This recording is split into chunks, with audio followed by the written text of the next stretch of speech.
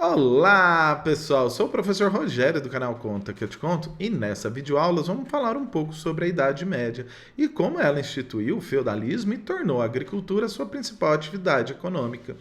Consolidou o poder da Igreja Católica após fazer alianças com reinos bárbaros. Então, pessoal, vamos lá para o vídeo? Por conta, de um sentido meio pejorativo, chamou-se Idade Média de Idade das Trevas. O período medieval era tido como meio obscuro, tomado pelas crenças ditadas pela Igreja Católica, que desprezava o pensamento racional. O que não teve, e que também não teve produções intelectuais de relevo. No entanto, pessoal, é muito importante essa parte. O termo Idade das Trevas já não é mais utilizado pela historiografia.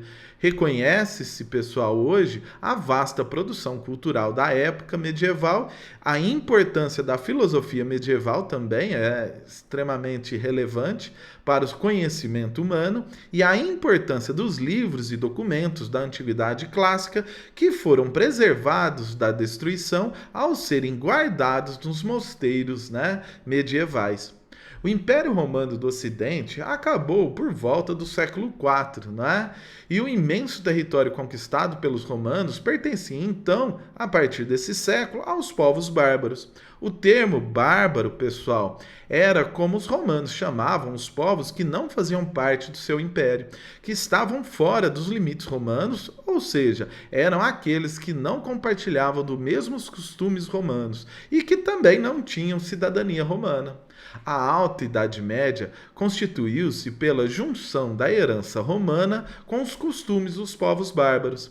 A invasão bárbara alcançou a cidade de Roma, que foi saqueada, pessoal, por diversas vezes. E o temor dessas invasões, fez com que habitantes das cidades buscassem refúgio, e também trabalho no campo. Ocorreu então, pessoal, a chamada ruralização da Europa. Os reinos germânicos adaptaram seus costumes aos dos romanos. A Igreja Católica aliou-se aos reis e tornou-se grande ponte entre o mundo germânico e o mundo romano. Os povos bárbaros abandonaram suas antigas práticas religiosas e aderiram ao cristianismo. A fé cristã expandiu-se pela Europa Ocidental, reforçando o poder do Papa. Foi no Império Carolíngio do século VII que a Igreja conseguiu, pessoal, consolidar o seu domínio. O imperador Carlos Magno conquistou uma grande quantidade de terras e doou algumas delas para a Igreja, começando assim a formação dos estados pontifícios, grandes quantidades de terra que estavam sob o domínio do Papa. Carlos Magno promoveu também a distribuição de terras aos senhores feudais, exigindo em troca de sua fidelidade e o seu auxílio caso de guerra. Ao longo, após a sua morte, do Carlos Magno, seus filhos não conseguiram manter a unidade do império, que acabou dissolvendo-se. O poder foi descentralizado entre os senhores feudais, que receberam grandes porções de terra, e a sociedade medieval era, no caso, pessoal, a partir de então, estamental, ou seja, não possibilitava a ascensão social. No topo da pirâmide estava o clero, lógico, pessoal, abaixo do rei, Logo abaixo, do clero, no caso, vinha a nobreza e na base dessa pirâmide estavam os servos, os únicos que trabalhavam e sustentavam as classes acima ou toda essa pirâmide. A agricultura tornou-se a principal atividade econômica e os servos trabalhavam na terra para o seu próprio sustento e também o sustento da família do senhor. Havia uma dinâmica ao lidar-se com a terra, aproveitando-a ao máximo sem desgastá-la. Pelo menos, pessoal, na Alta Idade Média, tá? No início da Idade Média. Enquanto uma parte de terra era utilizada para o cultivo, ou a outra porção dela ficava em repouso. Logo após a colheita, a terra trabalhada ficava em repouso e a outra era utilizada. Esse era o sistema, pessoal, conhecido na Idade Média como rotação, e que evitava, no caso, o desgaste do solo. A cultura na Alta Idade Média estava concentrada nos mosteiros. A produção da Antiguidade Clássica foi guardada e os monges copistas tinham a missão de copiar os textos antigos para que não fossem, perdendo, ao longo do tempo. O acesso às bibliotecas, dos mosteiros era extremamente restrito e o trabalho era todo ele, manual.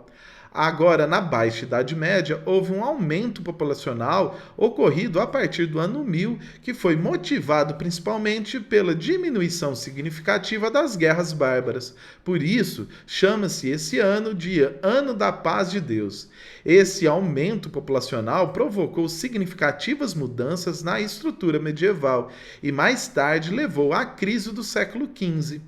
A forma de lidar com a terra modificou-se, por causa desse aumento populacional significativo.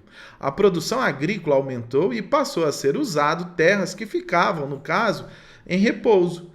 Dessa forma, pessoal, não demorou muito, O desgaste da terra não tardou e acontecer, arrecadando aí, depois de alguns certos anos, dificuldades na produção agrícola. As cidades voltaram a ter movimentações mais intensas, pois o aumento populacional levou as pessoas a saírem do campo e a retornar às cidades. O comércio também voltou com as atividades mais intensas por meio da troca de mercadorias e graças, lógico, pessoal, tanto o comércio como o aumento das cidades, às cruzadas.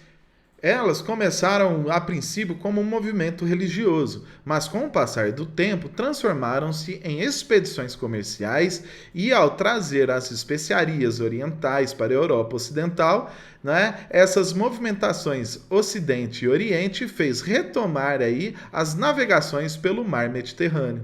Até então, pessoal, abandonadas por causa da ruralização da Europa e do domínio islâmico.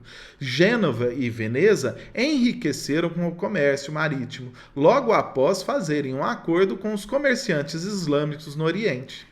As universidades promoveram mudanças na vida cultural na Idade Média, surgindo a partir do século XIII. Elas se tornaram locais de estudos e discussões de livres ideias, e os mosteiros começaram a perder a sua força cultural, que desde o início do período medieval era intensa. A moeda, pessoal, circulando com mais intensidade pela Europa por causa da volta das atividades comerciais, que passou a financiar a produção artística e intelectual, dessas universidades. A retomada do comércio fez surgir as feiras comerciais. Elas funcionavam ao redor dos feudos e comercializavam os produtos vindos do Oriente. Outras feiras, formavam-se às margens das estradas para garantir a segurança das comitivas de comércio e a instalação de barcos para a troca de moedas. A cidade, como Champagne, na França, surgiu dessas feiras comerciais. E uma nova classe social apareceu, a famosa burguesia. Essas transformações no mundo medieval começaram a fazer a estrutura social entrar em crise. As bases da Idade Média foram muito afetadas. A agricultura perdia espaço para o comércio. O campo esvaziava-se e as cidades enchiam, se acumulando, um grande número de pessoas. As ideias que eram dominadas pela igreja circulavam livremente pelas universidades. E a fé, que era o elemento norteador do pensamento humano, perdia espaço para a razão. O feudalismo é uma das principais características da Idade Média. Trata-se de um sistema social, econômico e político que vigorou por todo o período medieval. Nesse sistema, terras eram concedidas por um suzerano ao seu vassalo em troca de fidelidade e ajuda. Os senhores feudais controlavam os feudos e a mão de obra era servil. Os servos deveriam pagar impostos e trabalhar para os seus senhores e também para o clero. As atividades econômicas feudais, né, eram, no caso, a principal delas, a agricultura, e a produção atendia às demandas internas do feudo, né, e da Igreja Católica, que exercia grande influência dentro dos feudos, onde aconteciam as cerimônias religiosas e os registros de nascimento, casamento, morte. Para organizar a exploração das terras, pessoal, o feudo, os senhores feudais e os servos utilizavam uma série de critérios organizacionais. Essas formas de organização facilitavam o controle sobre a rotina dos servos e a regulamentação das várias taxas impostas, né, sobre a produção agrícola. De fato, né, sem o emprego desses critérios, a delimitação do uso das propriedades seria um tanto quanto muito complicado acontecer. Geralmente, as terras eram divididas em 3 categorias elementares. Primeiro, o manso senhorial. Segundo, o manso servil. E em terceiro, o manso comunal. O manso senhorial correspondia à metade das terras cultiváveis de todo o feudo. E os alimentos ali produzidos eram integralmente repassados aos donos de terra, e o servo tinha a obrigação de dedicar entre 3 a 4 dias na semana ao cultivo desses terrenos. Logo abaixo, pessoal, temos a demarcação do manso servil. Do ponto de vista geral, legal, a posse do manso servil tinha natureza dupla. Uma posse legal pertencente ao senhor feudal e a posse útil, né, que estabelecia, né, e dava ali, no caso, o direito ao servo, né, usufruir. Por meio do uso dessas terras, o servo retirava da produção necessária para a obtenção do seu sustento e ao pagamento, né, de vários tributos e obrigações exigidos pelo senhor feudal. Eram vários os pagamentos, né, que existiam nessa época, como a corveia, por exemplo. O que era a corveia? Era o trabalho compulsório nas terras do senhor feudal, né, o manso senhorial, em alguns dias na semana. Uma outra taxa era a talha. O que era a talha? Era a parte da produção do servo que deveria ser entregue ao nobre, geralmente 1/3 da produção, né, que eles produziam ali na sua terra, né, a terra do servo. Uma outra taxa que também era muito comum nessa época era a banalidade.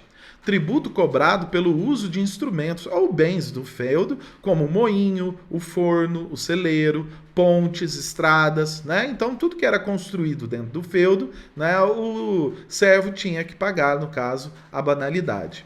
Um outro imposto também muito comum era a captação, imposto pago para cada membro da família, ou por cabeça. Então, cada membro da família que morava no feudo pagava um imposto chamado captação.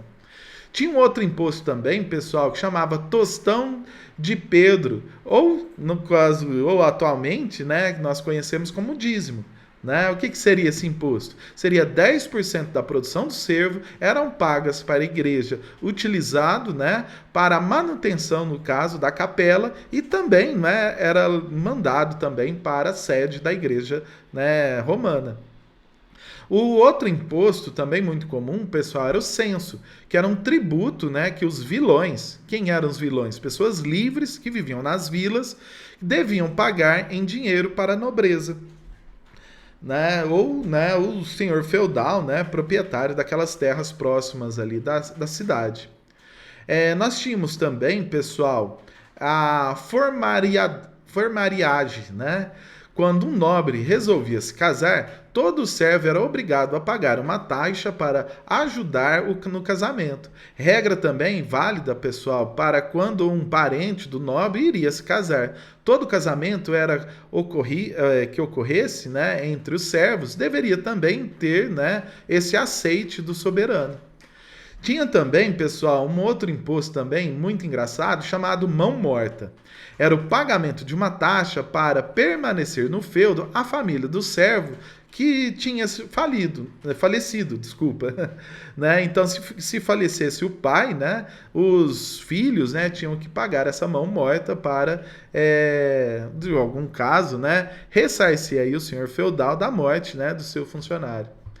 Existia também, pessoal, um muito interessante que chamava albergagem, né? Que era a obrigação do servo em hospedar o senhor feudal quando fosse, né, necessário. Muitas cidades europeias na Idade Média tornavam-se livres das relações de serviço e do predomínio, né, dos nobres. Então, assim, quando o senhor feudal fosse viajar ou tivesse em alguma guerra, né, o servo tinha, né, essa obrigação de hospedar esse senhor feudal. Agora, o manso comunal era compreendido como todos os terrenos da propriedade que poderiam ser utilizados concomitantemente entre o senhor feudal e os servos. Na maioria das vezes, o manso comunal correspondia a bosques, pastos, né, onde poderia ser criado, né, ter criações de animais domésticos, e o recolhimento de alimentos silvestres, caça, né, e obtenção de lenha. Então, eram todos esses lugares comuns, né? Observando esse processo de divisão de terras, podemos notar claramente que o senhor feudal tinha o controle sobre grande parte da produção agrícola. Além de controlar toda a riqueza gerada em seu manso, ainda extraía uma porção de produtos, né, do manso servil, sob a forma de impostos. Desta forma, é possível compreender que as relações servis eram desproporcionais. Comparada aos dias de hoje, a sociedade feudal é reconhecida por uma mobilidade social bastante restrita, extremamente restrita. Em outras palavras, isso quer dizer que o indivíduo permanecia, não é, em sua determinada ordem, né, até o final da sua vida. Dividida, no caso, né, em três nichos principais, essa sociedade. Eram o clero, a nobreza e o campesinato. E se você nascia em uma dessas três classes, pessoal, você morreria nessa classe. Não existia ascensão social. Do ponto de vista cultural, a estabilidade deste modelo de organização pode ser compreendida através do forte sentimento religioso na época. Segundo historiadores, né, como George Duby, a organização social da Idade Média era encarada como um desígnio divino, que deveria ser passivamente seguido por todos os cristãos. Ir contra as desigualdades e a exploração desta época significava confrontar uma harmonia proveniente dos céus. O clero, nesse cenário, ocupava o topo da hierarquia social. Entre os fins da Idade Antiga e o início da Idade Média, a Igreja estruturou um conjunto de normas que permitiu a disseminação do cristianismo por todo o mundo europeu. Além disso, os membros dessa ordem tinham grande influência entre os grandes proprietários e os reis dessa época. Ao longo do tempo, a propriedade, né, e a própria instituição acumulou terras e conhecimento em uma época em que a leitura e a escrita era privilégio de poucos, pessoal. Muito pouca gente tinha, né, esse conhecimento da leitura e da escrita. Logo em seguida, pessoal, temos a presença da nobreza, que detinha o controle sobre o feudo e todo o cenário político na época. Os grandes proprietários eram integrantes, né, da alta nobreza, reconhecida pelos títulos de rei, príncipe, arquiduque, duque, marquês, conde. Abaixo tinha a pequena nobreza, sendo composta por viscondes, barões e cavalheiros. Esses últimos eram os mais expressivos representantes das forças militares, que asseguravam a proteção das propriedades. A grande maioria da população feudal era composta por camponeses. Eles, né, eram responsáveis pelo trabalho nas terras e pela produção agrícola. Na maioria dos casos, os camponeses trabalhavam em regime de servidão e se submetiam às exigências dos senhores feudais. Vinculados à terra, no caso, e a uma dura rotina de serviços, muitos camponeses esperavam que a sua penúria no mundo terreno fosse recompensada pela salvação de uma das suas almas, né, no céu. Além desses representantes fundamentais da sociedade medieval, pessoal, ainda podemos falar sobre a existência dos vilões e dos escravos.